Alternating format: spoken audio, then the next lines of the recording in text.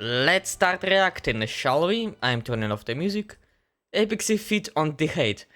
Oh yes, you don't even know how much I am enjoying people just seething in misery and anger. Oh, music to my ears. I hope we will get to it today, maybe. I don't know, after we will finish reacting to shit. Today we will be reacting to King Trout.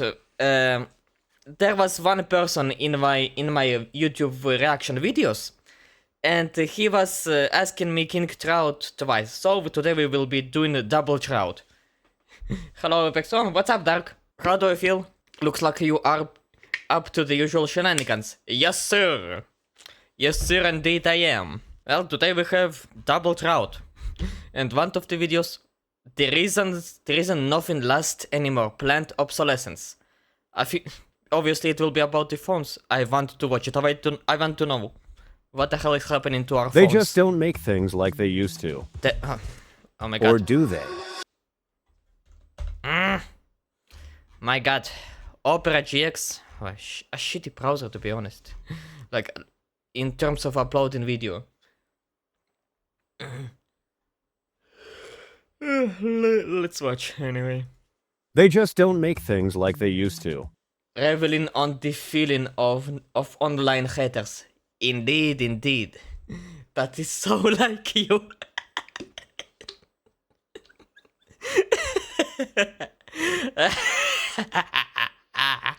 Oh, I am so evil. Cartoonishly evil. That's an important point. Or do they? No, they don't. And it's on purpose. And that's what this video's about. Join me today as we discuss how your grandparents have managed to have the same set of appliances since the late 1950s, yet that washing machine that you just paid $1,700 for like a year and a half ago needs to be replaced. And when corporations discovered... Also, what, Dark? I got tutorial level 45. In Do At Night Abyss? Nice. I guess if I finish with the videos here, I guess I will go and grind a little bit in DNA. So, let's see how it will go. The profit wasn't in innovation, it was in expiration. I'm King Trout, Hello, and when Trout. I see a YouTube thumbnail where someone has a fake expression of shock on their face, I become physically angry. Today we're diving into the great corporate scam. I feel called out. I feel called out right now. I'm sorry. I'm sorry of being guilty of putting up junky thumbnails. Known as planned obsolescence. Long before iPhones started slowing down mysteriously after updates, there was something known as the Phoebus Cartel. This was a secret meeting of the world's largest light bulb manufacturers that took place in 1924. What, wait. In the stripping club, straight up joking it and by it, haha. Well, let's just say, my Phoebus? Maybe my Phineas? I don't know. Meeting of the world's largest light bulb manufacturers that took place in 1924. GE, Osram, Philips. Damn. The Illuminati of illumination. Sometimes I'll write a joke into a script and I go, hey, that's kind of silly. And then I say it out loud and I go, ugh, not happy with that one. Why? It was a good one. Like, I liked it. This is one of those cases. Anywho, the reason they got together is because they had all noticed something horrifying.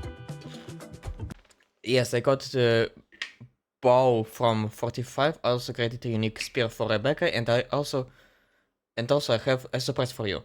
I will show you once you log in. I hope it will happen today.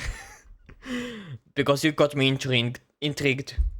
Their light bulbs were lasting far too long. Some of these early bulbs could burn up to 2,500 hours or longer, which, depending on your usage, means you could have a light bulb that lasted literally 10 years. Wait, They had all noticed something horrifying. Their light bulbs were lasting far too long. Some of these early bulbs could burn up to 2,500 hours or longer, which, depending on your usage, early bulbs could burn up to 2,500 hours or longer. 2,500 100 hours or longer. It's like 2,500 hours, which is like 100 days, roughly, right? Well, a little bit more, but up to a year. Let's see, you will like this surprise. I hope I will do. I hope I will do. which, depending on your usage, means you could have a light bulb that lasted literally 10 years. 10 Hell, 10 years, wait. Did I got my math wrong? Hold up a second. 10 days, 240 hours. 100 days, 400 hours. 2500, it's literally 2500 hours. It will be over 100 days. Like, let's up it to 100, I don't know, 110 days, 20, roughly. Trout, are you sure you did not did a typo? Maybe you meant like 250,000 hours or 25,000 hours? Because 2,500 hours, it's under a year, it's very little. Like the light bulb that is right above my head, it's serving for like a year or two, I think. No. Oh, it's over 100 days of being lit. Right. I forgot that we usually don't use them all day on all night, so in that case, let's assume an average light bulb like mine will work for like 8 hours a day. Yeah, you don't keep a bulb lit for 100 days straight. You're right, I forgot about it. So let's assume a light bulb works for like 8 hours. No, let's turn it down to 6. 6 hours a day, so let's multiply. No. Let's divide 2,500 by 6. 416 days it will last, like well over a year. So yeah, that makes way more sense, but right now the light bulbs are way more like not only efficient but also reliable. The one over my head serving for 2 years nearly. No, I think even nearly 3, like, and they are built for lasting like up to 10 years. And average light bulb is lit for around 6 to 9 hours a day. You're right, I completely forgot about this moment, to be honest. Now it makes a little bit more sense, but still not enough sense, because still a little bit over a year of service, it's very like relatively short term. So like 50-50 on that one, but whatever.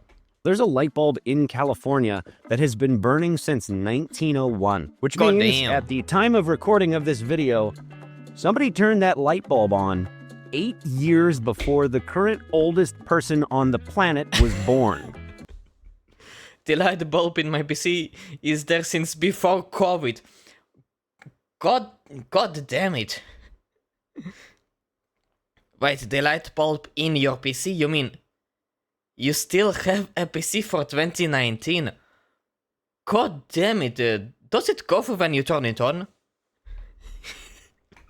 So these companies all got together and decided, we have to make them worse. They formed a cartel and agreed to cap the lifespan of bulbs at 1,000. Excuse me, a cartel? And give me a moment. I think something just fell from my table. Oh, I found it. Yeah, I found it. What has fallen? Never mind. Hours. No. Wait, So these wait. companies 8 years before the current oldest person on the planet was born. No, the light bulb near my PC. Should have worded that one better, okay? Like, but still, god damn, that's a very long time. But today light bulbs, they are like living up to 10 years. Like you buy them once in the eternity, and they are also super cheap in the shop I'm working at. A light bulb like the one that is above my head costs like 16 shekel. It's roughly like $4 or $5, like literally. born. So these companies all got together and decided, No. I think it's not even one light bulb, it's like a pack of 3 light bulbs. On the other hand, those are probably super cheap light bulbs that are like not very efficient. Maybe a good one will cost, I don't know, a 20 or something. But I've never seen a light bulb, one light bulb, that costs over 30 shekels, over 10 bucks. So yeah, light bulbs are still very cheap today. we have to make them worse. They formed a cartel and agreed to cap the lifespan of bulbs at 1,000 hours. No, this wasn't agreed to cap the lifespan of bulbs at 1,000 hours. Lifespan of 1,000 hours. Let's divide it quickly. Where is my calculator? Here it is. 1,000 hours divided by first the 6. Okay, 166 days. You can't be serious. Less than half a year. And what if we will do 9 hours? 111 days. You serious? People will be fucking furious at that shit. I changed it right before COVID, after my father's funeral. Rest in peace. I'm still having it now. The light bulb I have right now costed around $6 to $8 US. It's a durable model with high efficiency, so it's still okay. I think you mean something like this one, right? Or maybe even, what is that? Also, can I put it into a different place? Also, Apex, the light bulbs he is talking are the old type with the filaments and shit. Now it makes even more sense, to be honest. Oh, here. Do you have like this type of light bulb? Like, those are the good ones. It looks like the 81 that was there. 89? Light bulb 89? 89. You mean the classic? The classic shape? Yeah, that's the exact same one that I have, by the way. I just realized. The good old classic shape of a light bulb. Nice. Oh, you were not supposed to see that. Oh my god. Wait a second. What the hell? Yes, but it is LED. So it's the modern version of the classic shape. Well, aren't they like all LED light bulbs? I'm pretty sure they are. Like, what's the point of them being not LED, like not energy efficient?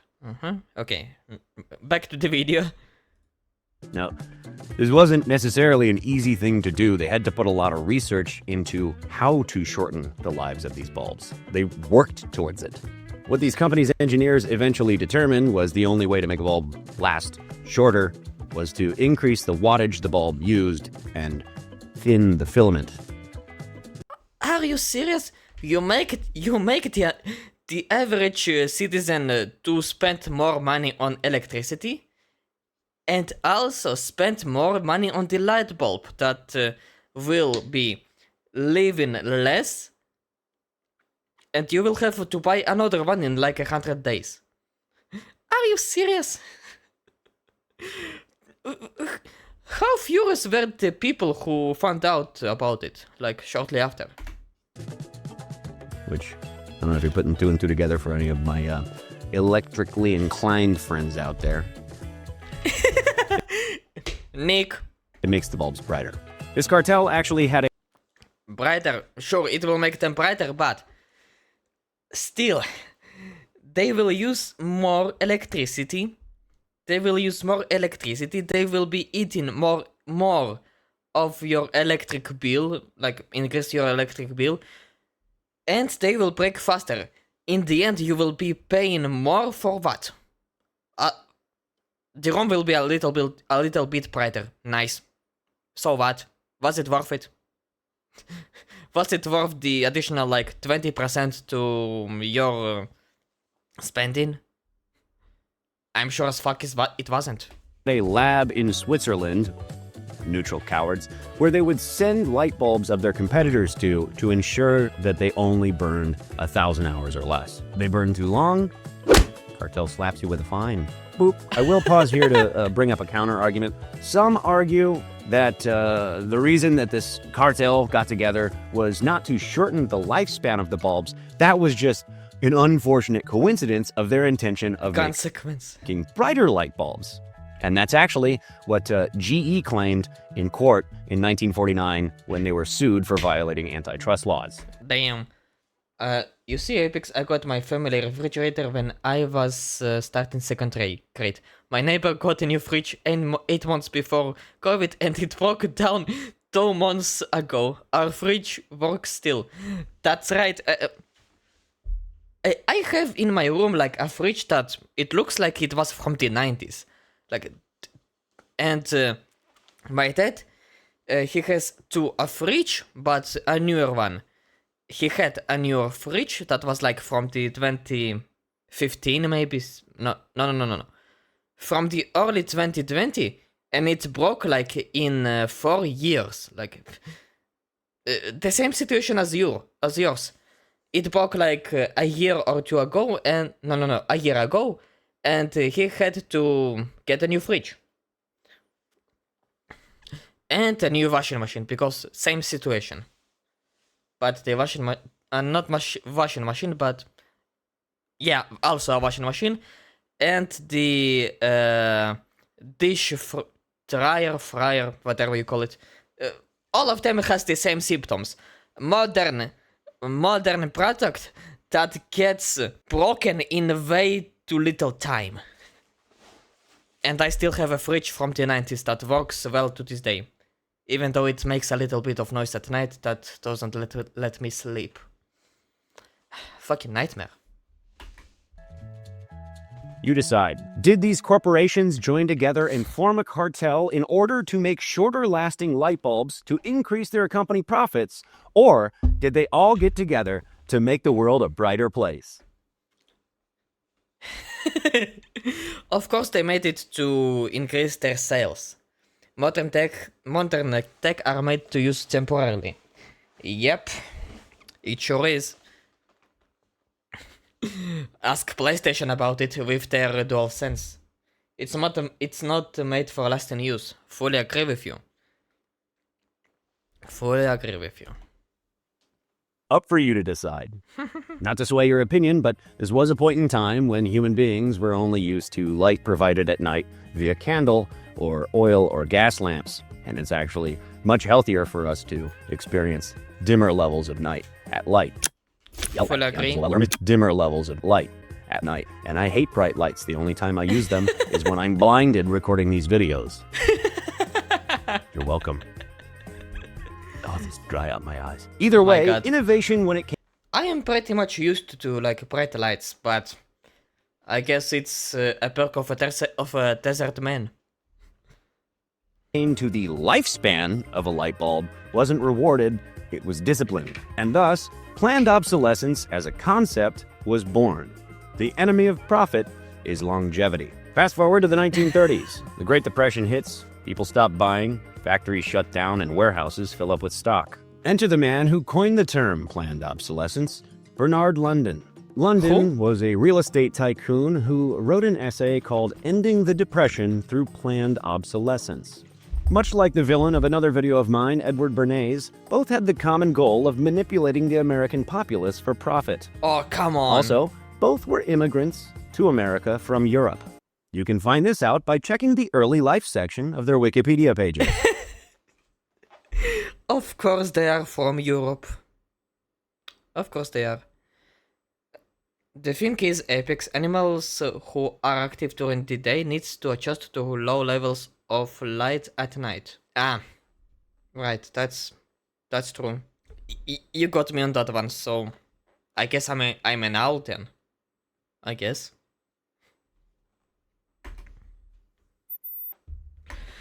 Fucking that fucking noise, Trout. Why?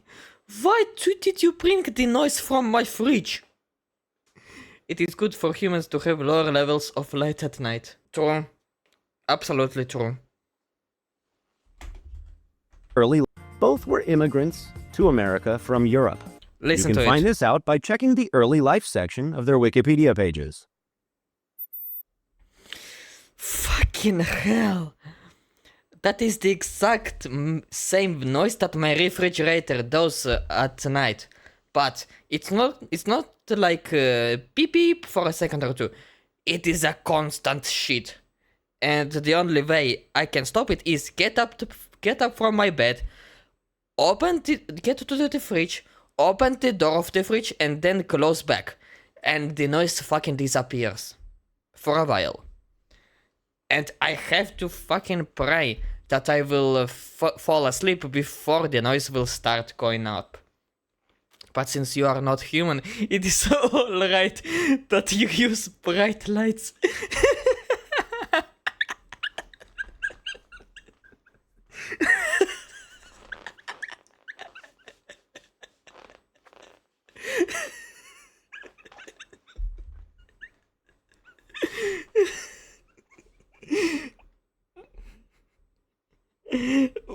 Why do you think that I'm not human? Like, what gives it away?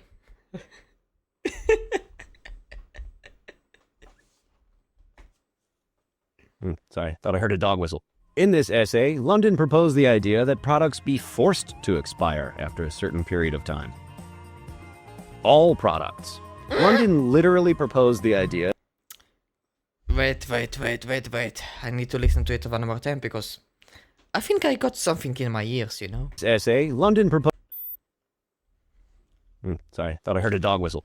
In this. Look at yourself, you have a blue head. That is an aquarium head. I am cosplaying him.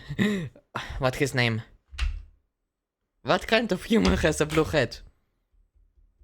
Ask Mysterio about it. Ask Mysterio because I am cosplaying that guy. This essay, London proposed the idea that products be forced to expire after a certain period of time. All products. And what does it mean, like, all products? Do you mean, like, I don't know, my trash can, my aluminium steel made trash can that I paid $100 for? London literally proposed the idea that the government assign lifespans to goods, after which they would be confiscated and destroyed. Imagine there's a knock at your door, and it's the feds who have arrived to destroy your coffee table. Are you dead? What a fucking stupid idea. Absolutely, like, unless it's like some tech that can wear out over time, it is fucking stupid. It's the same now, isn't it? Look, in my defense, let's talk about the Quentin back from away from home, the Spider-Man movie. This guy wears the aquarium helmet all the time.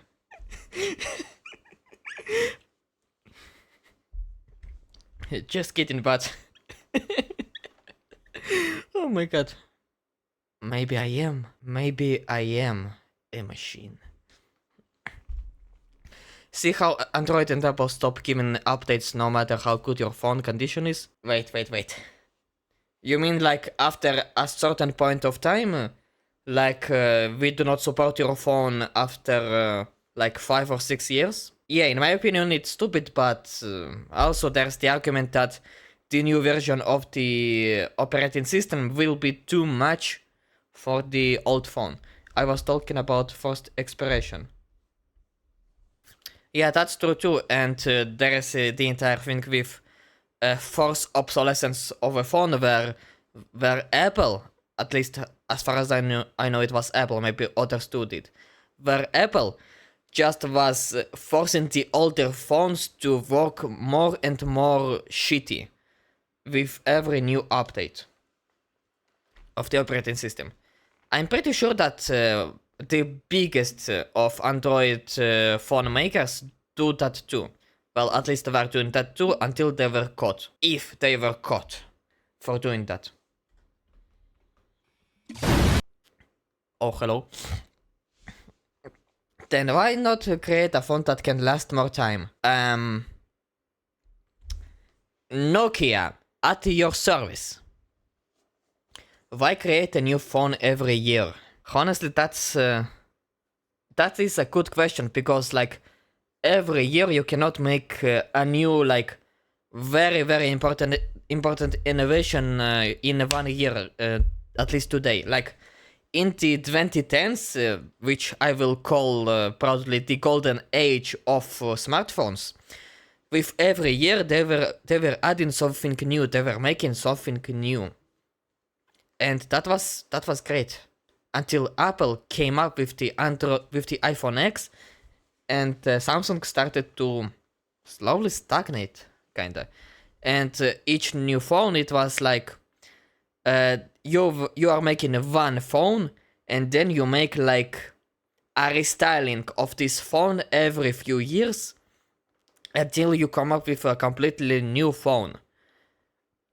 The problem is that is only the case with the Android phones. Like Apple are not doing that. They are still making restylings of the iPhone X. Like for 80 fucking years they are doing that shit. Create a phone once every few years that can last for more than a decade. I fully agree with you. Like, why not? Just why not? If the user manages to break his phone in like 1 or 2 years, maybe due to it falling or like went into this hardware or software and fucked it up, it is on you. You will have to buy a new phone in that case, because that is completely your fault. But buying a new phone every like 2 or 3 years, just because your current one starting to be shitty over time, it's really a bitch. Bureau of Plant Obsolescence agents raiding your home to break your coffee maker. Joke's on you, I do not have coffee maker. I have Gamer Subs, the ultimate drinks for the gamer. The ultimate energy drink for the gamer. That is not an ad, I swear to God, it is a joke.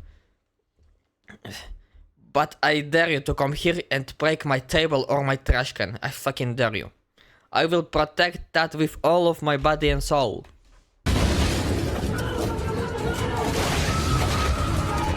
Now, obviously, this didn't pass into law because, Thank God. obviously, but the mindset stuck in a way. If things last forever, people won't buy new things. But if you design things to break, those corporate profits keep on rolling in. Fast forward again a little bit to the 1950s. Fresh out of the war, America is on top.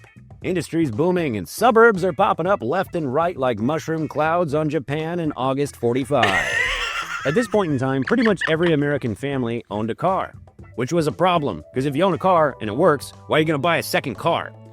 Yeah, I know about this. The American cars in like the 50s, the 60s, even heck the 70s, they were looking beautiful. No doubt, like the 60s and the early 70s, they were wonderful, they were beautiful. The Gen 1 Mustang Boss, it's chef's kiss. And the Charger, second gen Charger, absolutely gorgeous. And the Corvette C2, C3, absolutely masterful. They're not going to invade your home. They don't want an intergalactic war at their hands.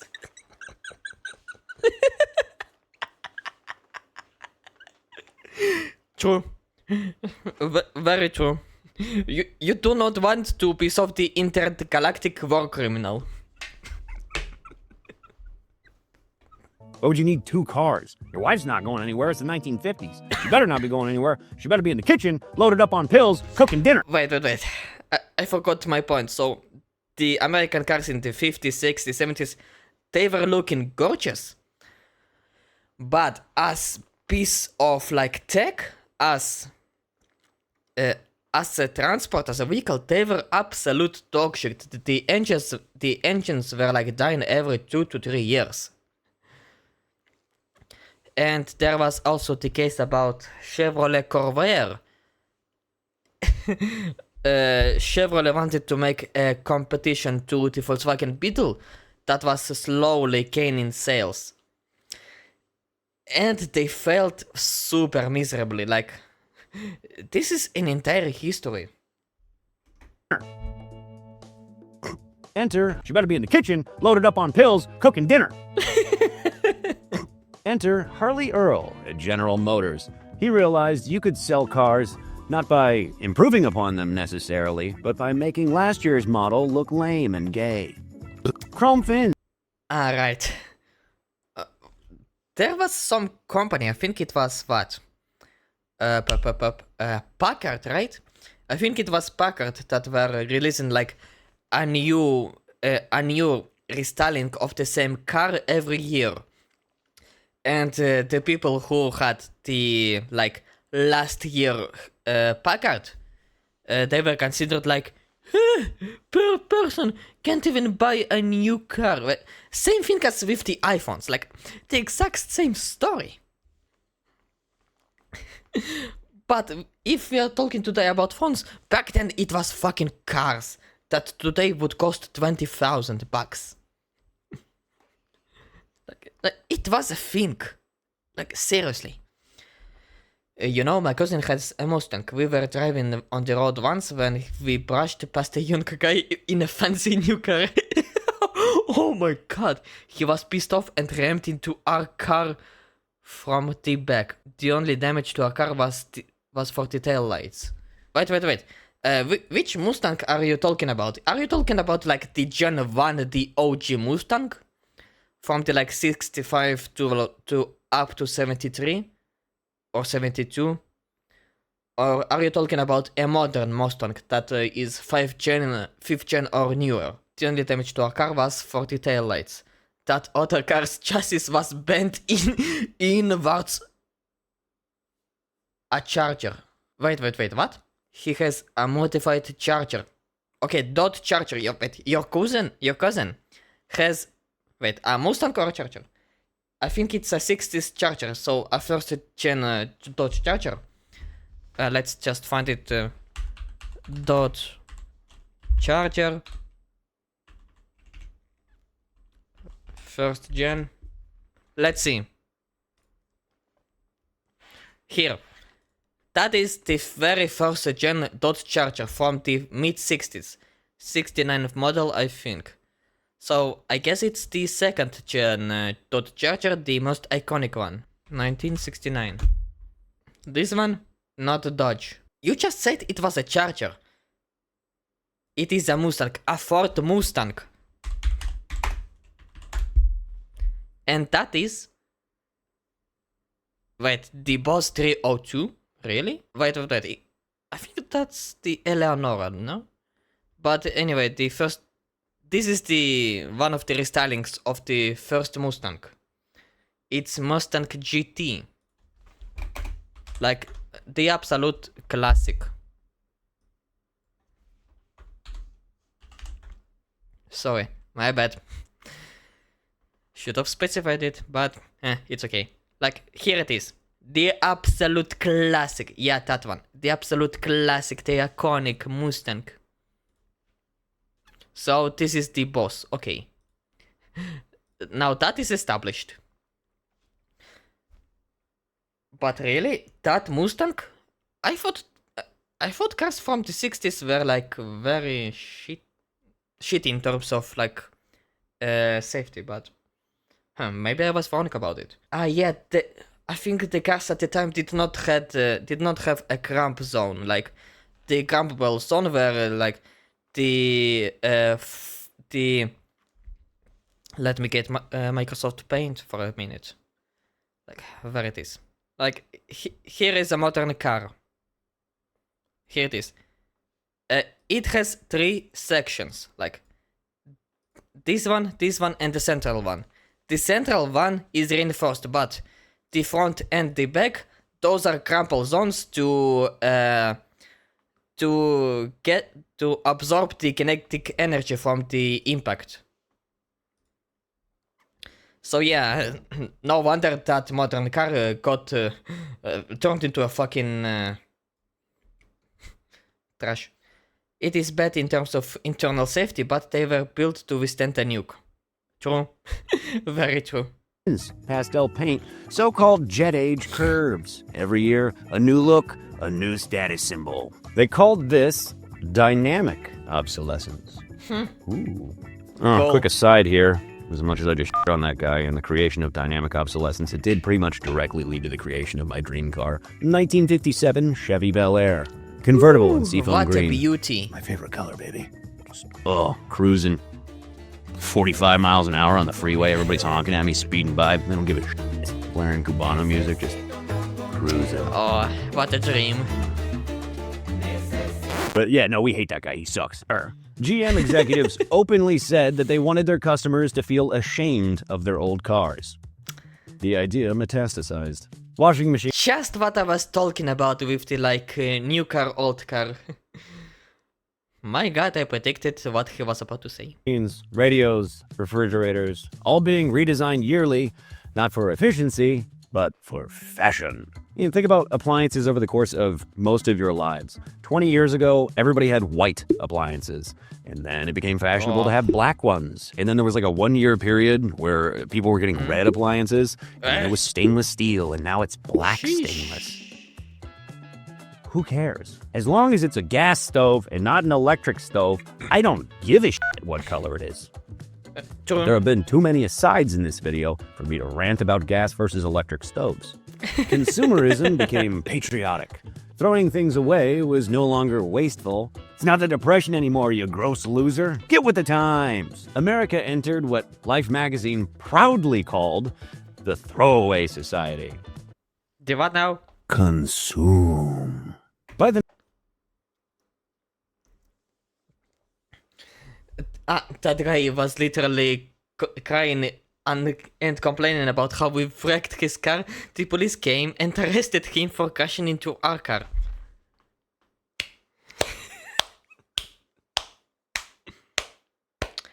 Bravo to that guy.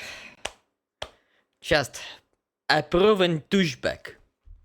the 1980s, manufacturing had learned to make things much cheaper and much worse. Plastic replaced metal. He had his car wrecked and he had to pay 3 times our damage plus compensation. As he should. Fully, absolutely deserved.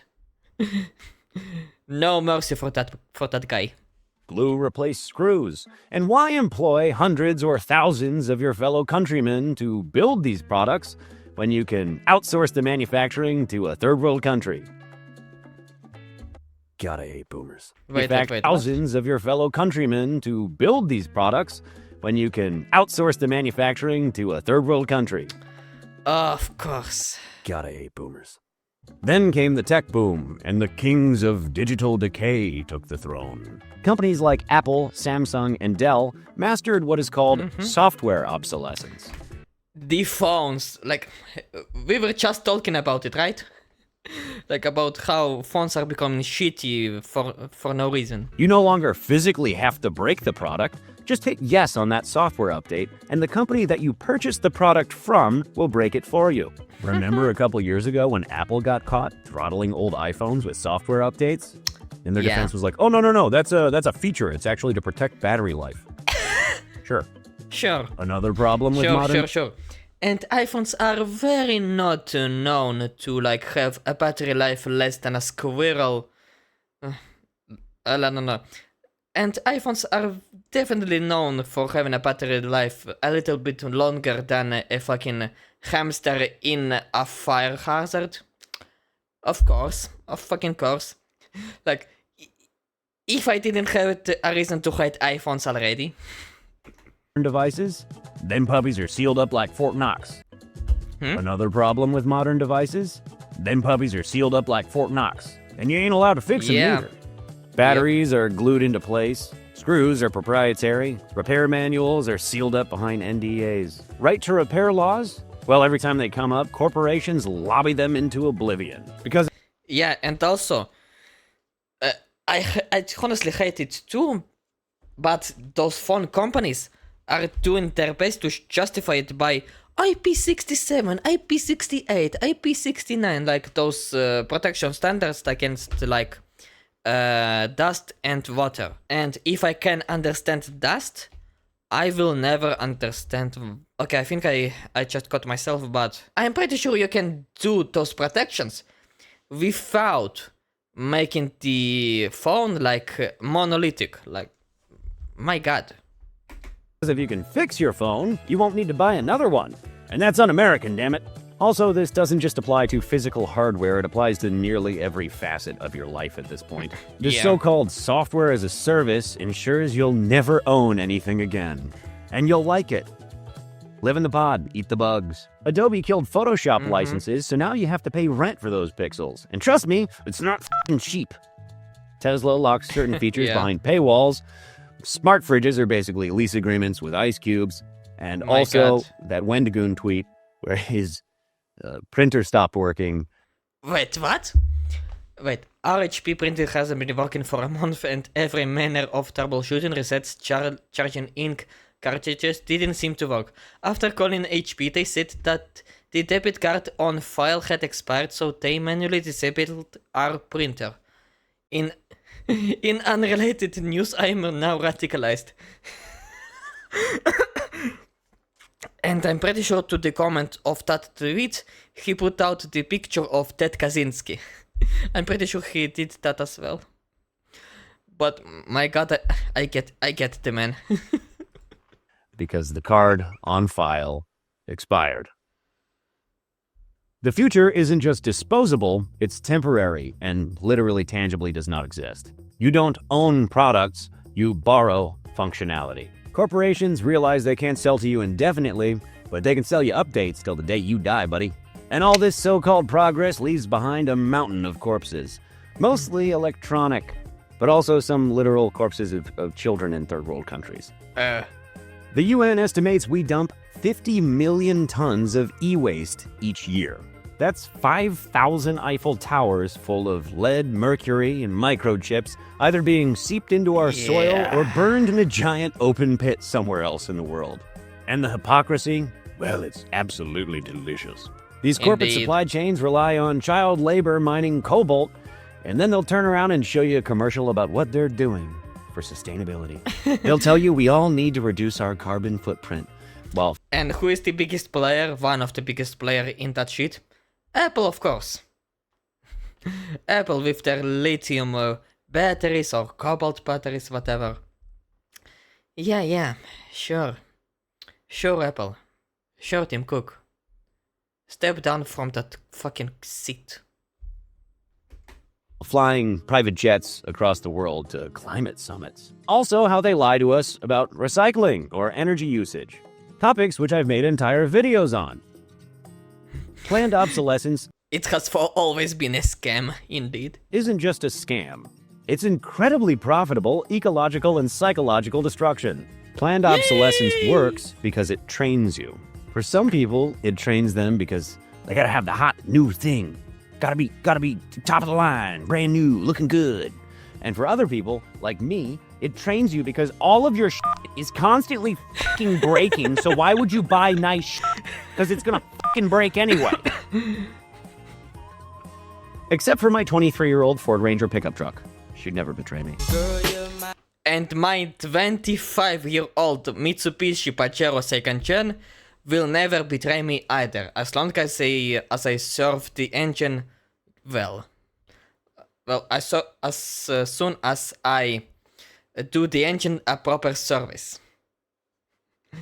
Okay. Oh, hello, Blackout. A tradition. I am here to serve your will, for that is my civil duty. Oh, we are having a super rant here. Welcome to the shit show, Blackout.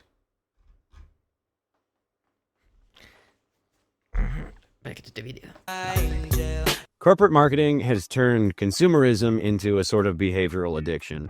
And even if you're not the category of constantly wanting the new whatever group of people, and you're in the camp that I'm in, you have to admit, you buy a new pair of shoes or something, and one of your friends compliments them, you feel good, little bump of dopamine. That's what they're after. Yeah, there is a reason people can become addicted to shopping. What can we do to counter this? I don't know, fix things, refurbish things, accept hand-me-downs. If it ain't broke, don't fix it. Yeah. I had the same cell phone for 7 years. People would constantly rag on me because I had an old phone. It's like, it works. Why would I care? That puppy was there through some hard times. It's been in the ocean, it was in a lake, it was in 2 separate hot tubs. God damn. The only reason that I got a new phone is because I dropped it off of a parking garage while taking a picture and it shattered into like a million pieces. Oh god. Unfortunate. What were we talking about? Oh yeah. Planned. Yeah, and if we are talking about phones, very soon I will have to change my phone, my Galaxy S23 Plus, because my charging port became shitty. Like, I have to push in super like deep the charging cable into the phone in order for it to properly like charge or connect to something. If I will move the charging cable 1 millimeter, it will stop charging immediately. And I have this problem for like 2 months at this point, and this is just driving me nuts. And right now I am pretty much waiting for the next generation of Samsung S26, which will come out in like 4 months. And I think I will buy the Ultra model, because right now, if you look into GSP, the shop here in Eilat, in Israel, the new 25 Ultra costs nearly the same price as the S23 Plus that I have right now. 2 years ago I bought it. Apex, I am going to have my dinner. Tell me if you are looking into DNA. Sure, I will tell you, Dark, when I finish with the reactions. Have a nice dinner. Obsolescence is the perfect Hit me up on Discord. No worries. crime because you're paying for your own victimhood. Every product is a subscription guaranteeing your future disappointment. But you can break the cycle. Repair what you can and reuse what still works. One way I like to think about it is my grandfather owns a motorcycle that is 50 years old and runs like it's brand new because he's taken care of it for those 50 years. Is that cooler than a motorcycle fresh on the lot? Yes, it is. I think so. And if you disagree, you're wrong, objectively. You're categorically wrong. It's very cool that he has maintained that to near new since he bought it 50 years ago. It's not an opinion, that's a fact. But anyway, in the modern age, durability is rebellion. Because if everything you owned lasted forever, those greedy corporations would have to work extra hard to keep you under their thumb, wouldn't they? As always, I've been King Trout. I'll see you when I see you. Like you. Bye. Bye, Trout. And I will get back in a second. We will watch another King Trout video because I gave a promise in the beginning. Give me a minute. Alright, I am back. God damn it, my hair. My hair is... my hair is giving me trouble. Put up my headphones. As usual. Anywho, let's react to another King Trout video, and... yeah. When NASA gave dolphins LSD to talk to aliens.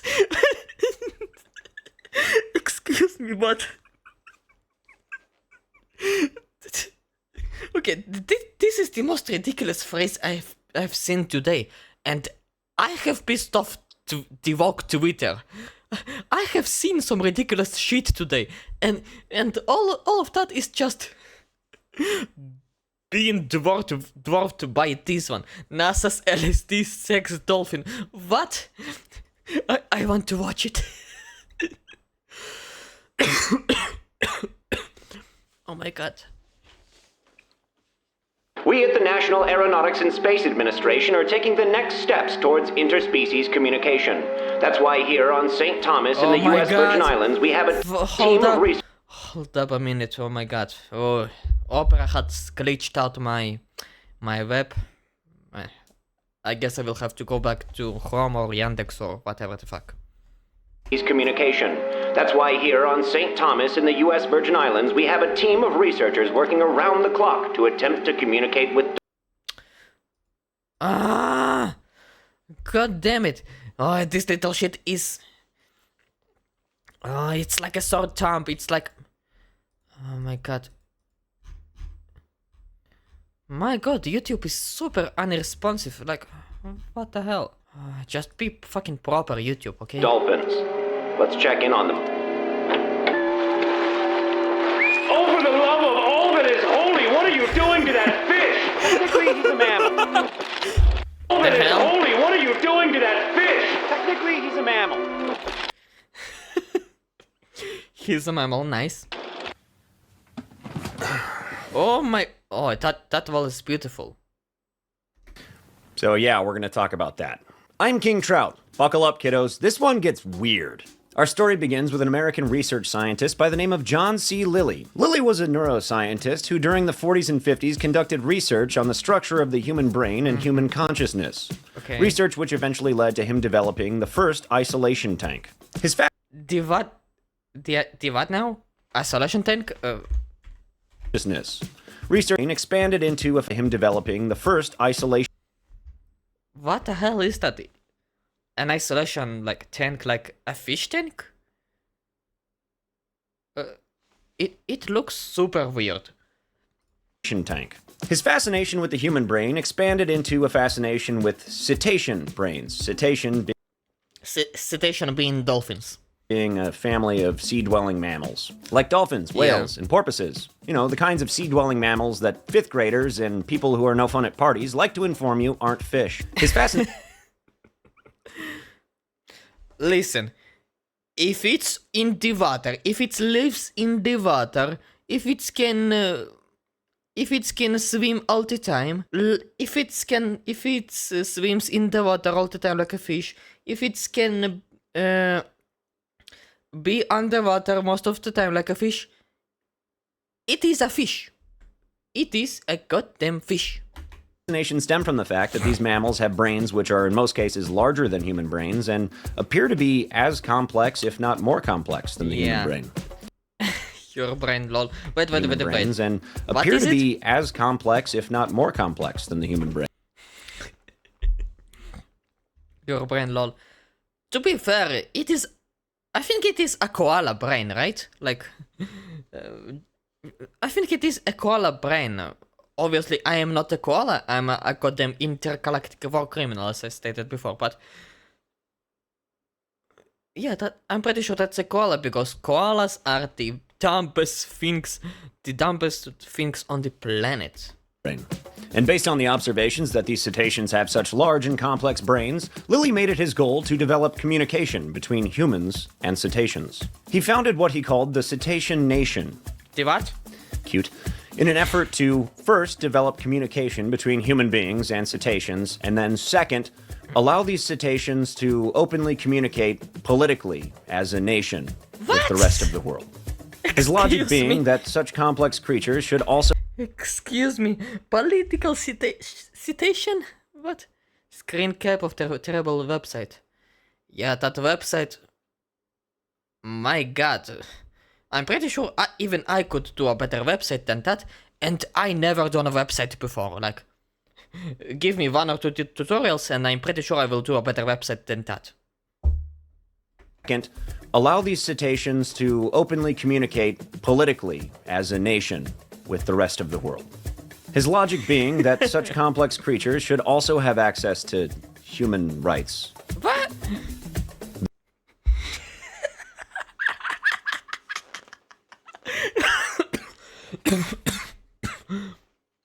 What? The same set of rights, anyway. He wanted the Cetacean Nation to be an active member of the United Nations. I'm serious. Now, obviously, none of the active member of the United Nations. I'm serious. He literally wanted this. You know, I think this is the smartest, like, crazy guy that ever existed in human history. Right after Samuel Hyde. Serious. Now, obviously, none of this would be possible unless we could develop a way to communicate with the cetaceans, so he had to start there. He began his attempts to communicate with cetaceans, primarily dolphins, through the 1950s. Until in 1959, he founded the Communications Research Institute and built a facility on St. Thomas Island in the U.S. Virgin Islands. With all of his focus on dolphin-based communications, he really kicked things into high gear. How could he afford to do this? Well, the United States Navy and NASA were cutting him a check. But why? Why? Aliens. I'm dead serious. Wait, aliens? How do you bring up aliens into here? I told you this one gets fucking weird. In 1960, astronomer Frank Drake and Carl Sagan got together and developed what they called the Drake equation. This was an equation to determine the likelihood that life exists off of planet Earth. And it turns out the odds are pretty fucking high. Now, this meeting was considered by many to be the first official step towards SETI, the search for extraterrestrial intelligence. Now, NASA obviously was very interested in the possibility of extraterrestrial life existing, as was the US Navy, space. in case we have to kill them.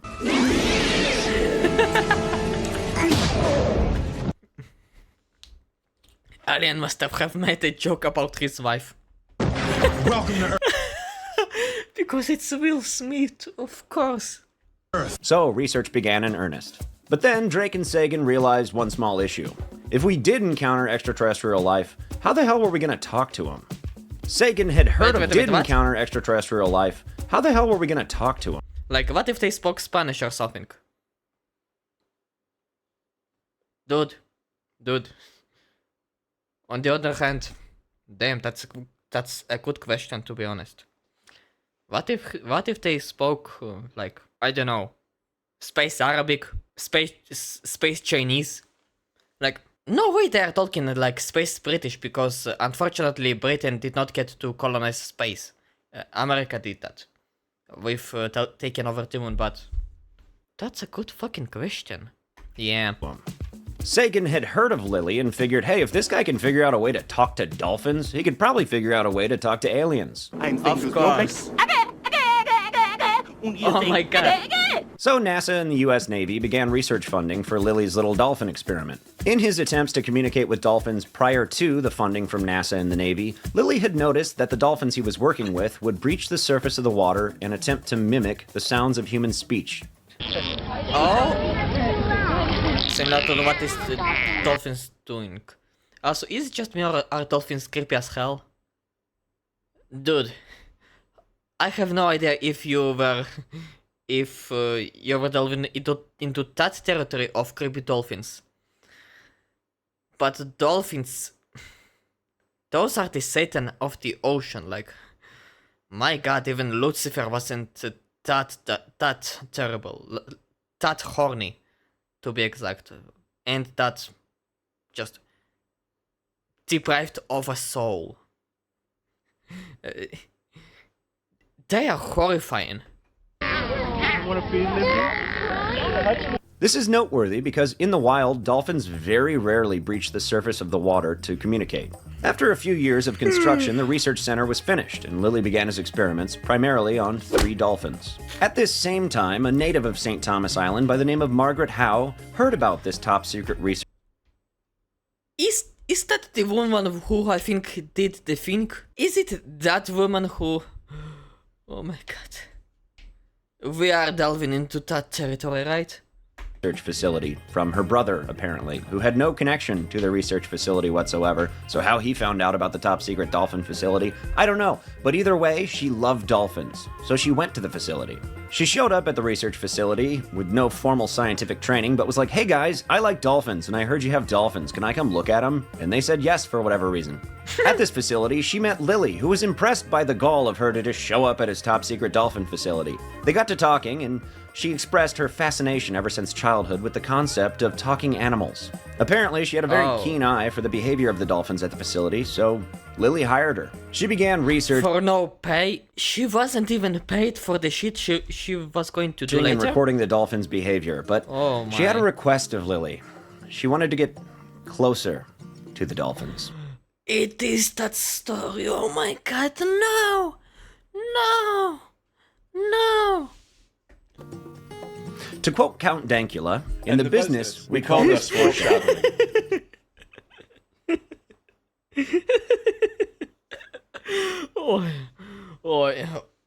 This is getting very, very extreme, very, very fast. She wanted to spend as much time as was physically possible with the dolphins, so she And as close as possible, if you know what I mean, like, I don't know.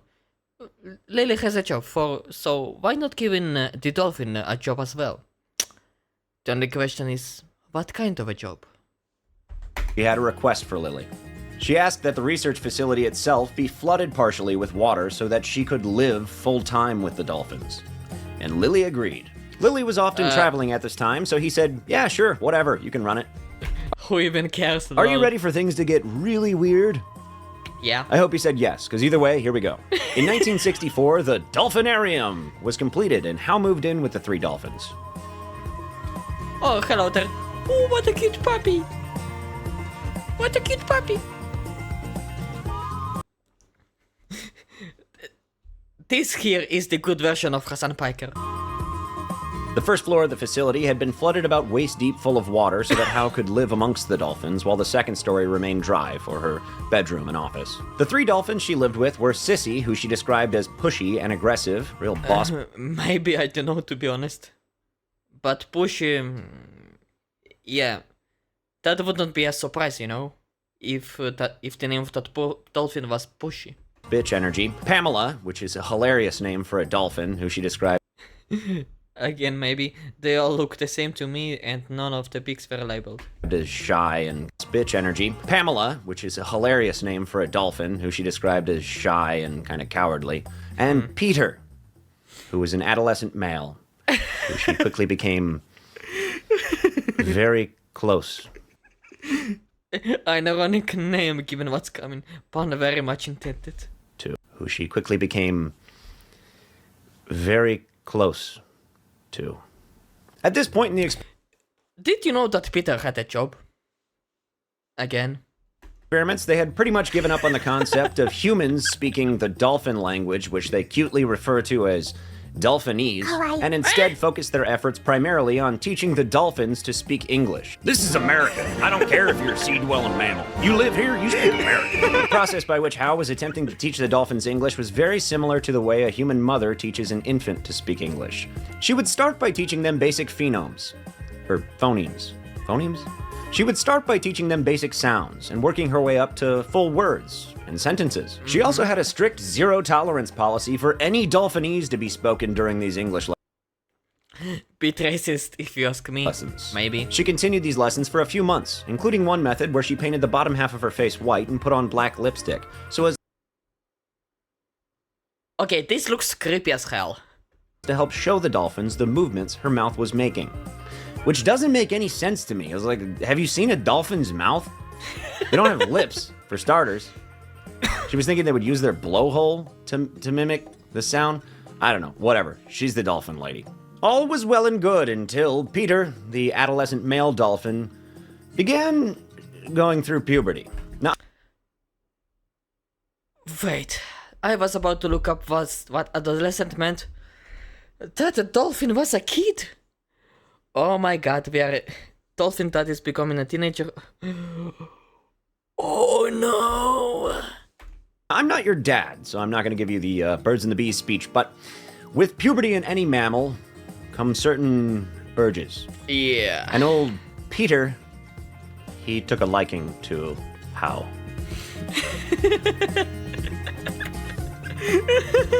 Yeah. Peter would rub up against the inside of Hal's legs, or up against her hand, or her feet. Yeah. And, Dolphins, degenerate feet guys.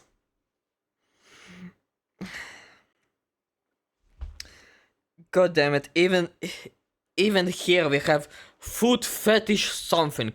Like, what the hell? the lessons would be interrupted because of Peter's urges. Of course. And at first, Hal would take Peter down to the 2 female dolphins who were waiting in a separate tank during his lessons, but according to her, this became too time-consuming and inconvenient. So, she did something else to help relieve God. Peter's urges. Oh god. How do I say this in a way that will allow for this video to remain monetized on YouTube? Well, merch linked in the bio below. She was jerking off the fucking dolphin. She was cracking his hog. She was spanking his monkey. She was giving him the old-fashioned under the table at IHOP. And all because it was too inconvenient to move him downstairs to the other dolphins. Yeah, that's a perfectly valid excuse. Oh my god. Well, that escalated quickly. So yeah, anyway, because of the research for this video, the words dolphin penis are now in my Google search history. Thanks, Margaret Howe.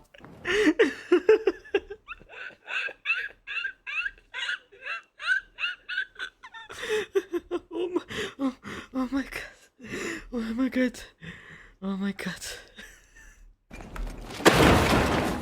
So all that was going on, the research really hadn't been making too much progress, and in the meantime, our boy John Lilly had developed a new fascination. LSD. Lilly would Let me guess. They combined those two together, right? take LSD and sit in his isolation tank for hours, during which he was fully convinced that he was communicating with the dolphins psychically. Since he had developed this psychic connection with the dolphins, obviously the next step was to give the dolphins LSD. Huh? Obviously. Did I hear LSD? Huh. By the way, question. Is that puppy a retired police cop? Is that a retired K9? Because that would be even funnier. And as insane as all of this sounds, check this out. 1, 2, 3.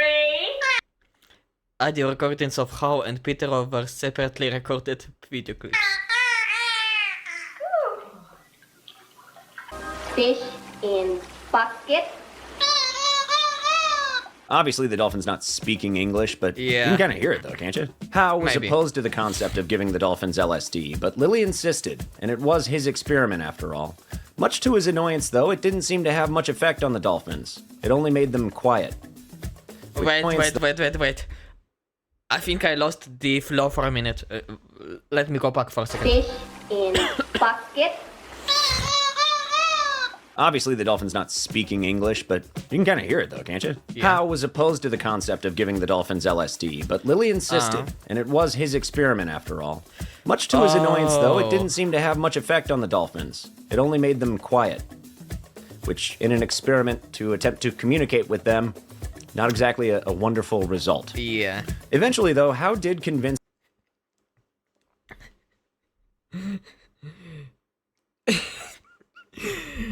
The dolphins are so high on the regular that giving them LSD bringing down it's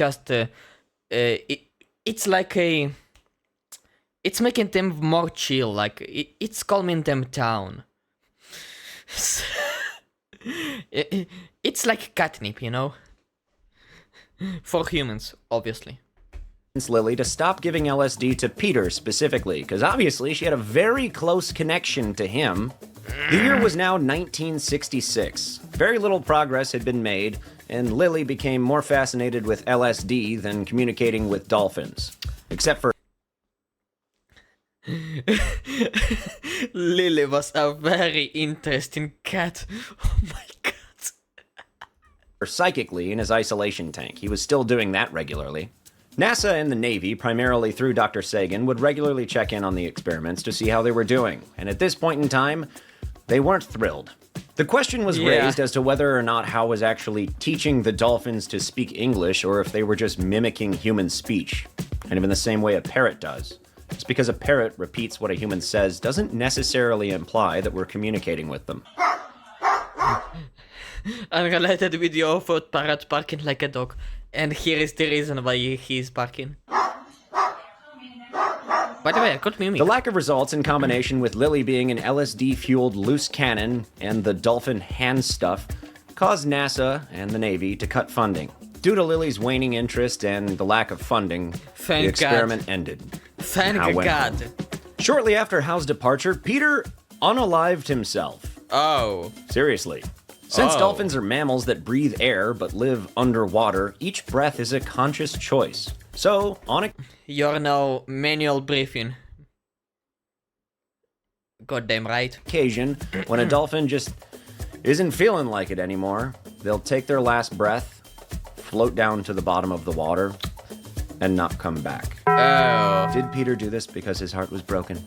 Maybe, but my guess would be it's because he was getting as many HJs a day as he wanted, and all the attention was being paid on him, and then that all abruptly ended. The dolphin from the TV show Flipper actually did the same thing once production on the show ended. Apparently, dolphins are attention whores. In the late 1970s, Hustler Dolphins are super horny. They have that habit. Like, watch Casual Geographic's videos about dolphins. My god, it is... They are wild. Very wild. And very, very violent. magazine found out about these experiments and published an article talking about the relationship between interspecies sex, humans and dolphins. That sounds like fucking Weekly World News journal. a male dolphin and a female human. Howe, understandably, was horribly embarrassed, worried that the lasting legacy she would have after all of her work would only be the fact that she was doing hand stuff to a male dolphin. Which, you know, fair, but also, just don't do that. Just don't do that. Don't Don't jerk off animals. Don't do that. You could have put him downstairs. I'm sorry it was inconvenient, but don't jerk off animals. Don't do that. Just don't do that. Lilly, throughout the remainder of his life, continued his experiments to communicate with cetaceans, since he was communicating with them psychically when he was on LSD in his isolation tank. And at one point admitted to f***ing a female dolphin. What is it with these people f***ing dolphins? What the fuck? I don't understand. I don't understand. So what's the takeaway? What can we learn from this? Well, first of all, don't do hand stuff to animals. And second of all, our government is so bad at spending money. Holy shit. Holy shit. Federal agencies paid a guy to give LSD to dolphins while a woman jerked off one. Anyway, I've been King Trout, and as always, thank you for watching. Many more videos to come. I'm changing up my schedule, so hopefully you'll be getting a lot more frequently. Also, check out my merch. Follow me on Instagram. Not TikTok, I don't use that. X. Go to kingtroutcomedy.com. Love y'all. Bye. Bye, Trout. My godness.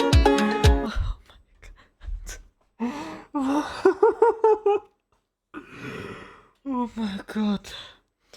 This CIA is in the... Oh, CIA from the like 50, 60 years ago. Oh my god, what the hell is going on with those people? But yeah, nobody forced her. She did that on purpose. I see what you did here. Thank you for the video, Senior Trout. It was magnificent. This one gets weird. Like we came here to hear normal things. Yep, that's right. Oh my god, I'm about to go into hysteria. I need to chill out for a second. If you like this video and want to see more of it, please subscribe to the channel. It will give me a lot of emotional support. And if you can, please visit my streams every Monday, Wednesday and Friday. Maybe even Saturday. Depending on my mood. I am trying to hit affiliate on Twitch and I need only 3 average active viewers on stream. Please do me a present for Christmas, please.